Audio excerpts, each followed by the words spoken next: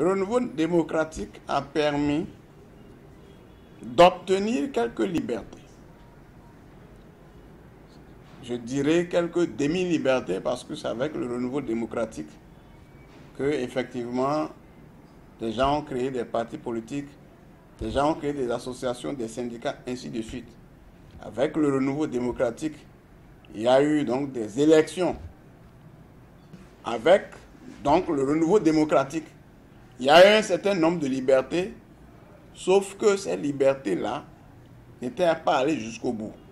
Et ça fait que les véritables démocrates, ceux qui sont capables de diriger le pays, ceux qui sont capables de défendre les intérêts des travailleurs et des peuples, sont mis de côté parce que la corruption est venue gangréner toute la vie du pays au point où finalement on ne peut parler que de demi-libertés. En gros, les revendications des travailleurs ne sont pas satisfaites. Vous avez des gens, des contractuels qui depuis des années sont sans salaire, depuis 10 ans, 11 ans. Vous avez des gens qui attendent des rappels, ils n'ont pas de rappels. Les travailleurs ne peuvent pas accepter qu'on les renvoie pour un oui ou un non.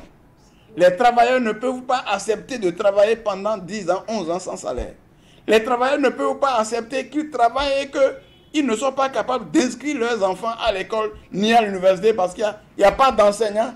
Et même là où il y a un peu d'enseignants, le coût de vie est élevé à l'université. Le pauvre ne peut plus inscrire son enfant. Les travailleurs doivent se lever et se battre pour la satisfaction de leurs revendications. Nos institutions méritent d'être, disons,